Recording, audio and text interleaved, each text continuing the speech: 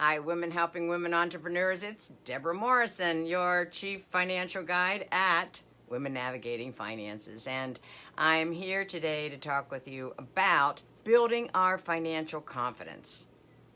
I know sometimes we've not paid as much attention to our money as we might have, and sometimes when we have endeavored to pay attention to our money and take some financial action, we've stubbed our toe or worse, and ultimately these can hold space in our minds to deter us from getting back in the game of our finances. And what I want to talk about is how we can, as women, and particularly mature women, build our financial confidence so that we don't have fears that otherwise thwart us. Because it's not like, you know, broccoli or eating beef or eating wheat that we could otherwise live without. We can't live without money. And so we will be best served to know more about money and our finances, not just our investments, all of our finances. So how do we build that confidence? Well, I often say it starts with the mind. Our minds are actually, our brain is a functioning organ that has neural pathways, and our practices kind of make ruts, if you will. They make little pathways in our physical brain. And the more we repeat those actions, the more deep the rut or neural pathway becomes, such that we want to, if we're on a horrible trajectory with regard to our confidence about our money, we want to just not run that track again, not run that any deeper. No, we want to run a different neural pathway that gives us the strength, the courage, the follow step-by-step instructions, and the tenacity. Yes, the tenacity to stick with this thing called money and finances, because I'm often want to say, if and when we pay attention to our money, it will pay us back. Now, we've got some people online, and I so appreciate your joining us live. Just chime in, because whatever you have to say or ask is so much more important than what I have prepared. And I'm interested in anything, even maybe things that have changed in COVID that have given you more financial confidence. So pipe up and give us your takes, if you will, your victories, because ultimately that's what we're about, is women helping women, just like we would give you a good recommendation for a restaurant or a hairstylist. I'm going to give you some good recommendations to build that confidence back up. And as I say, I started by saying, if in fact we have some neural pathways that are already formed and maybe formulated and deepened, if you will, to rut-like status, and they are negative, we need to put that behind us. Now, I get it. Our mind is just seems to be focused, at least in the American culture, towards the C on our kids' birthday, on our kids' report card, not the string of A's, right? And so we're twice as likely to feel poorly about an equal dollar loss as an equal dollar gain. And I said that before, so we want to avert doing a lot of things that throw ourselves back and throw our confidence back. Now, every new endeavor that we embark upon that we're not good at already is going to require some preparation, else we will fail, right? One doesn't jump into a swimming pool at the deep end with having never swum before, with no lifeguard in sight. You think about what you're going to do, so we start to pay attention. And we say, okay, these are the skills of swimming in that little example. So with regard to our money, we want to just start with the obvious. And the obvious is that money and finances are really common sense. I know, I hope one day one of you will pipe up in this live chat. I was as smart as a squirrel this week. Now, what do I mean by that? I already said it. Squirrels gather nuts in the fall in the Northeast or any place where it snows, and they save some of what they have, in this case food, in our case food and money, for the future. So if you can just go through a week where you saved more money and you didn't consume everything that you brought in or as much as you have traditionally brought in, then I give you the gold star. You're as smart as a squirrel, right? So I'm going to bring this down to everyday language that we can really put our wrap our arms around and get engaged, right? Because money is a tool. Money is a tool. And so some of us women don't have any prowess, per se, with physical tools. And yet this tool is the currency for buying experiences, things, sometimes giving ourselves the added medical test for uncertain medical environments or medical diagnoses. It can help us help out our friends in need and local businesses in the time of COVID. I mean, how empowering was it for some of us to go ahead and buy gift certificates from local businesses that were struggling and either keep them for ourselves or give them as gifts, knowing full well that that business was helped by our largesse. We couldn't do that if we didn't have a couple extra dollars set aside. So, in essence, I want us to recognize the power of money and use it on within ourselves. Now, sometimes women have a really ourselves. And I often say, you know what, I'd like you to be as compassionate with yourself on this new venue, if this new venture of learning about your finances, as your best girlfriend would be with you. Or how about this, if you've ever had kids or nieces and nephews learning to walk, be as compassionate with yourself as you were with that toddler when the toddler was learning to walk.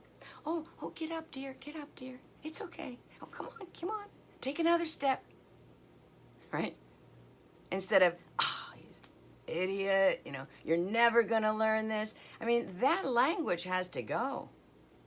It has to be behind us because we are on a mission, women, to change the way we look about money, the way we utilize money, and the way we invest money.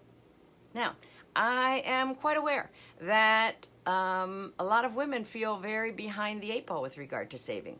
And sometimes it's with regard to how much money we may have saved for our later years. Some of them we might call retired years.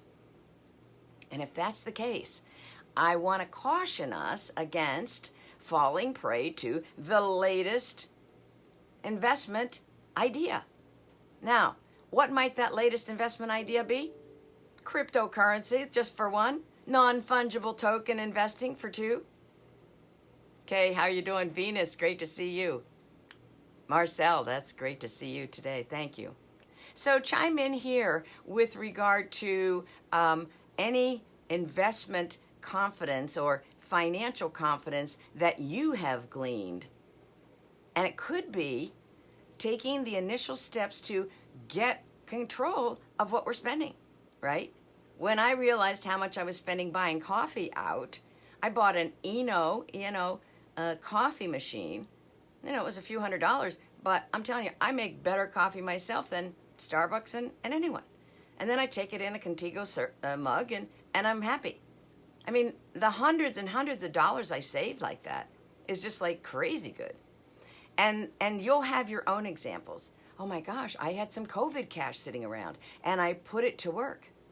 I went ahead and put it into an investment. I beefed up my 401k or my 403b, which is your tax qualified retirement plans.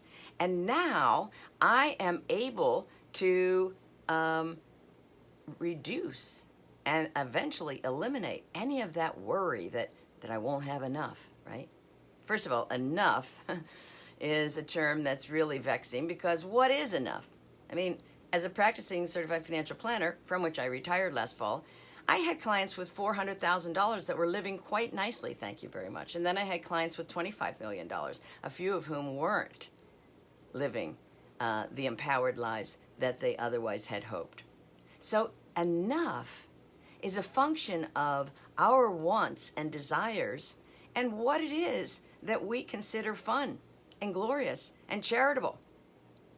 So there are women watching that have ample money, You may have a pension coming in, or you can expect a pension if you're that lucky. You might actually have a bunch of high earning years, which would otherwise translate into a fairly good Social Security stream of income. And if you're on that side of the financial picture, and yet you don't really understand your finances, here's a perfect opportunity to get involved and let's do some coaching together so that you can now be a bigger donor to your favorite charities.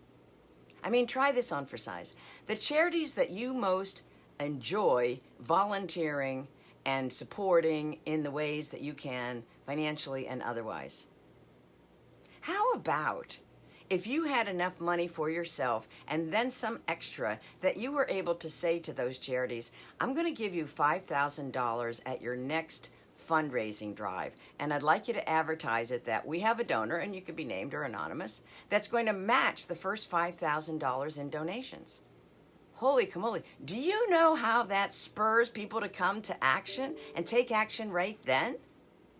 I mean, like I used to do this with the Jerry Lewis telethons, right? I would wait to donate until some corporation said, all right, we're matching for the next hour. Boom, phone call. I donated then because my $1,000 went to $2,000.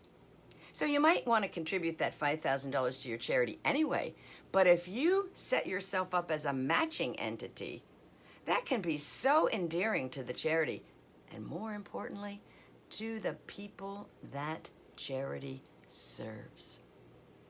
As women, we are so outwardly focused, sometimes to our own detriment, mentally, physically, financially.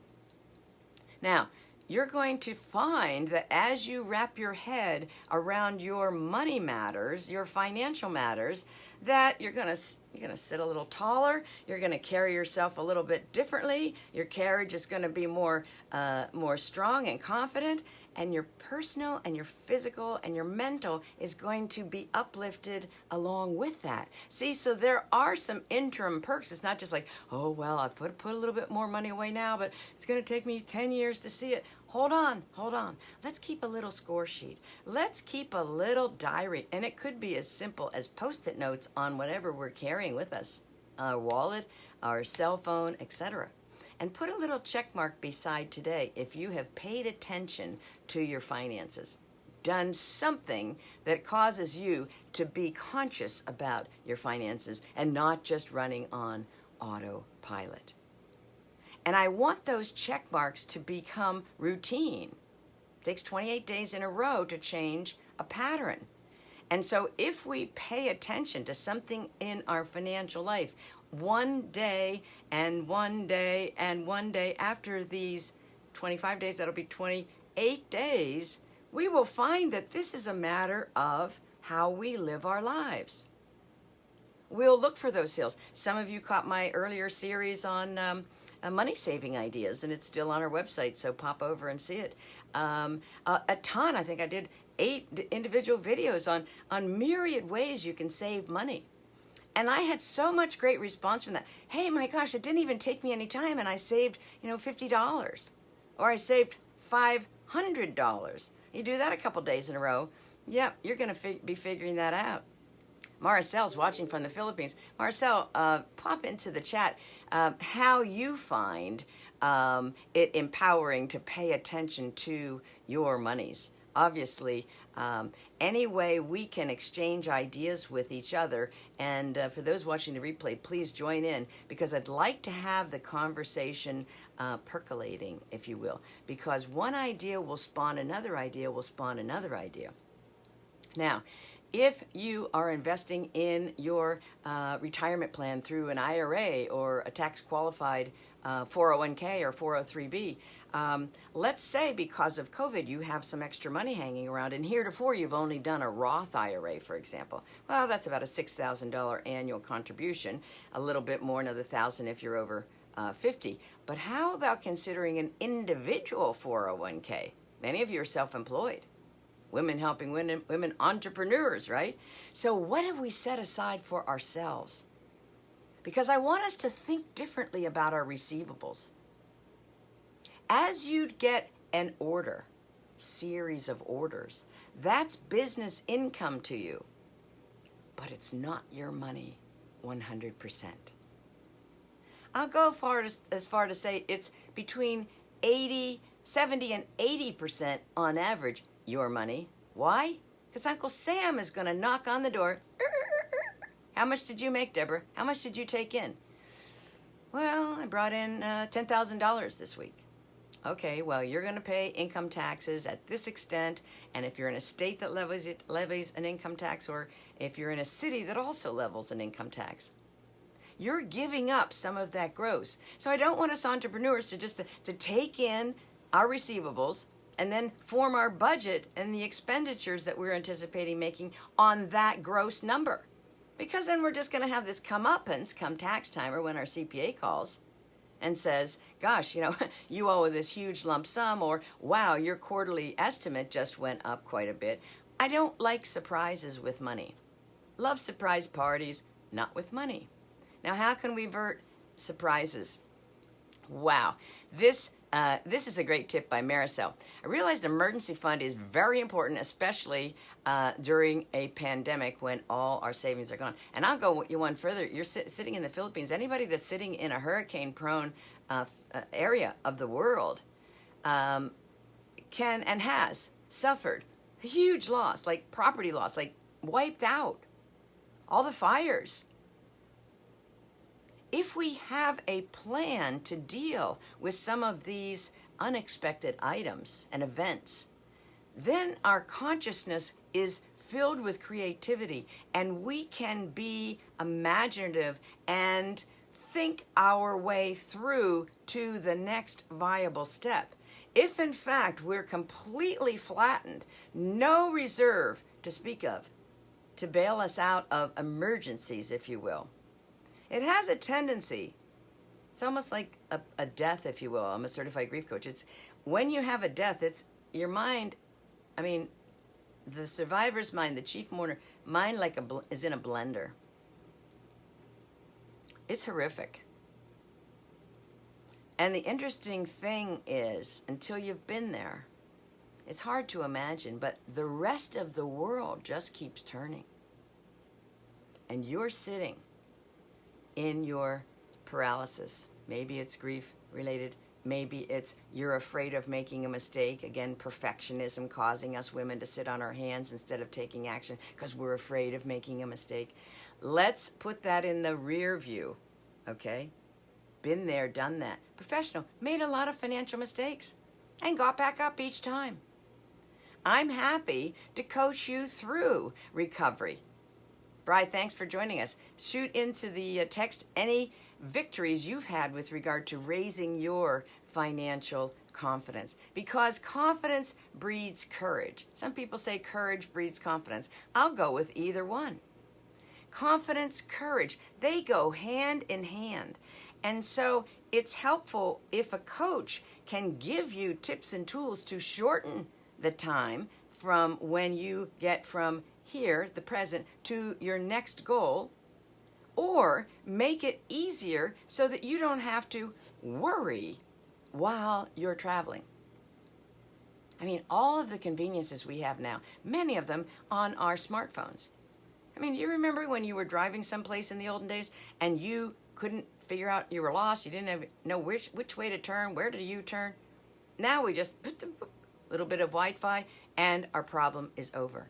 See, the people that I think fear making financial mistakes and so are sitting in paralysis, which is very costly, women, very costly. The rest of the world is turning. Compounding is turning as you sit. So we can't afford to sit the sidelines.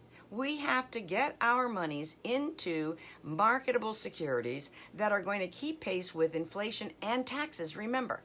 So, how can we build our financial confidence? The next receivable that we get in, we take 20, 25, or 30% and we put it right in maybe a separate bank account. Maybe within the same bank, and we just open a tax account. How's that for efficiency? And then you look back, because it's already August of the year, you look back at these first 7.5 months and you see what revenue have you brought in?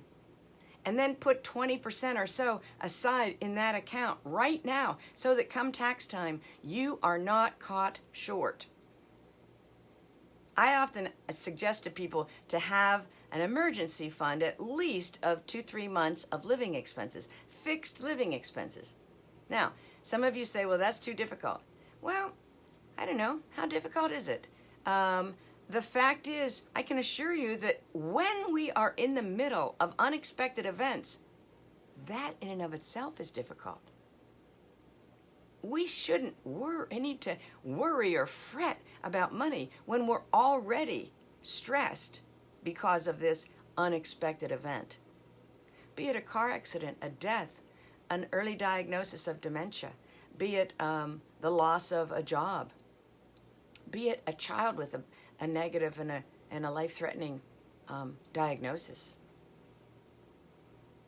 be it a sandwich generation and you're taking care of an elderly parent as well as you're taking care of kids trying to figure out, hey, how are we going to pay for college, right? So let's control what we can control, and largely that's around spending. But most of us as entrepreneurs can control our income as well.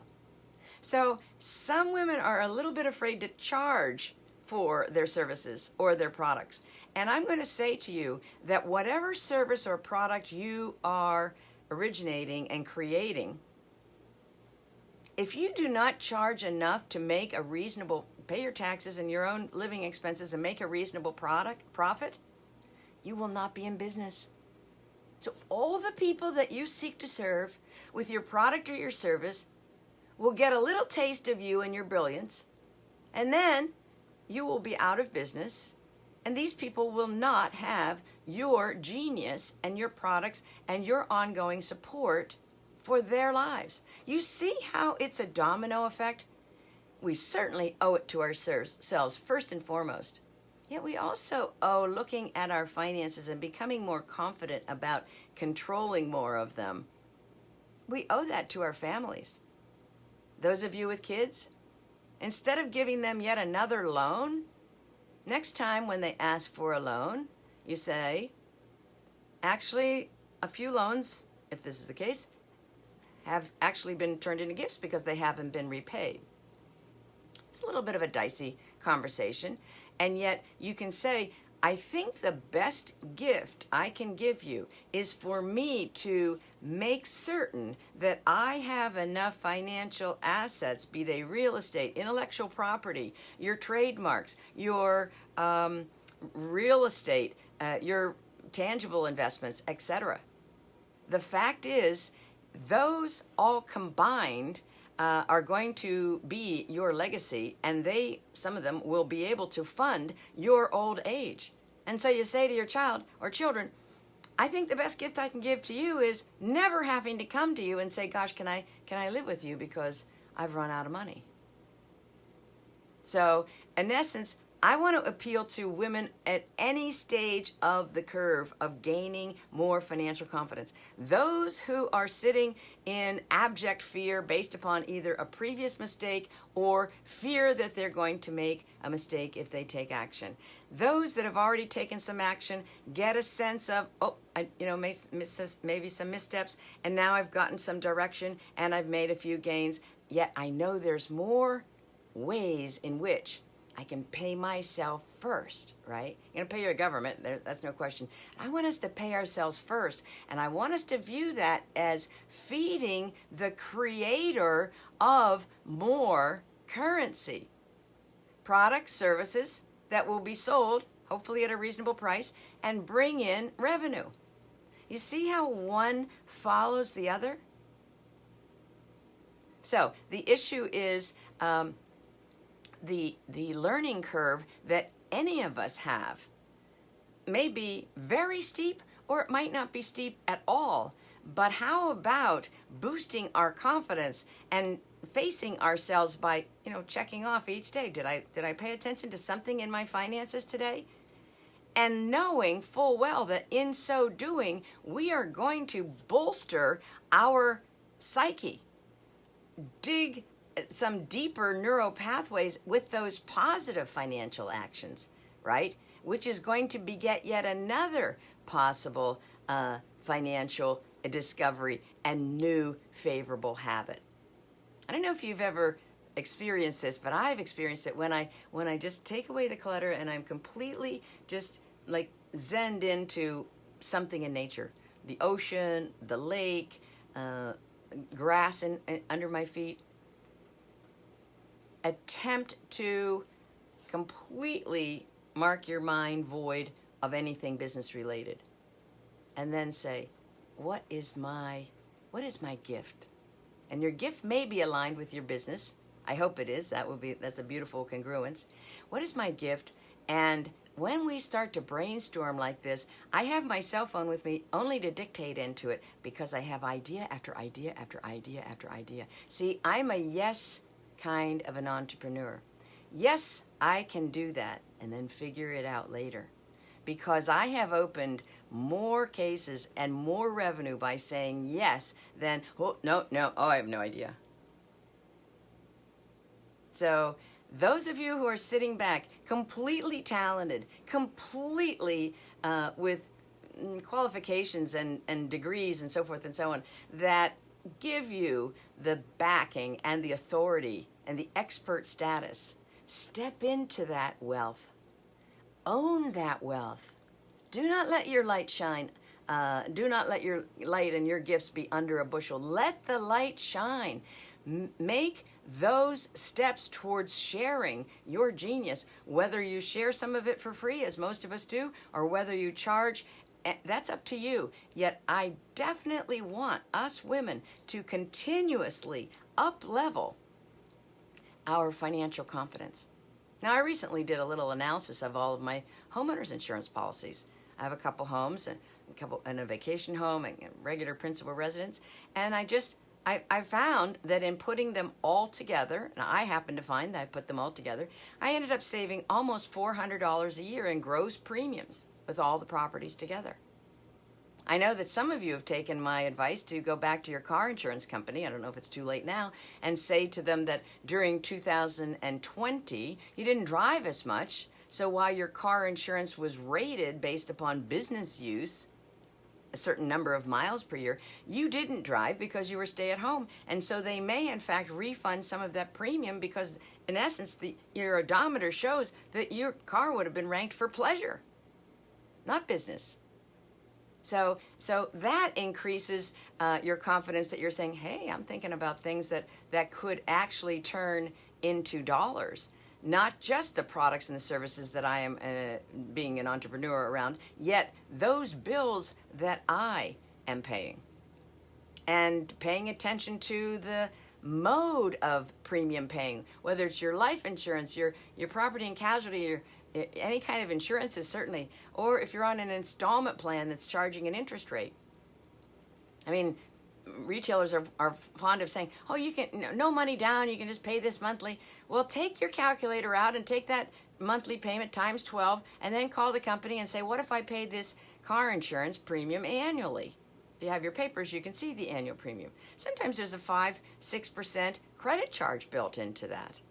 Wow, if you might have some extra COVID money sitting around, now's the time to clean up anything, start paying things annually, and then if you liked the concept, and I again dating myself, if you liked the concept of those old Christmas club that most of the banks promoted, right? You'd put away $50 a week, and it was just so automatic. You know when you recognize that you don't have $50 extra in your wallet when you're doing something like that, auto saving? The first month, maybe the second. After that, it's like whatever's in your net check, that's what you think is yours. That's why you want to take those tax dollars right off the top, cordon them off. And if you like the idea of that systematic monthly savings to pay for your holiday gifts, Jewish or Christian or Buddha or whatever holidays that you're celebrating, then go ahead and do an automatic right off the top of every check you bring in and segregate that into a separate account. So sometimes when these accounts are segregated, we have a better chance of us not touching them, because when we go into them, we have to select the account. And if it says tax account, my brain, I want to do the neuron pathway groove to say, if that says tax account, Debra, you are never touching that for anything but taxes. If it says holiday gifts or all the family's birthday gifts, you are not going into that for an extra outfit of clothing. You see how we can make this into a game and gain control of how it is we manage our monies? Now, I have other entrepreneurs that devise new products based upon the amount of their cell phone bill. My cell phone bill is what, a couple $100s a month. So maybe I should do a podcast or have some type of a membership that would pay me a couple $100s a month. Now, you don't even need 10 people paying you $20 a month to pay for your cell phone.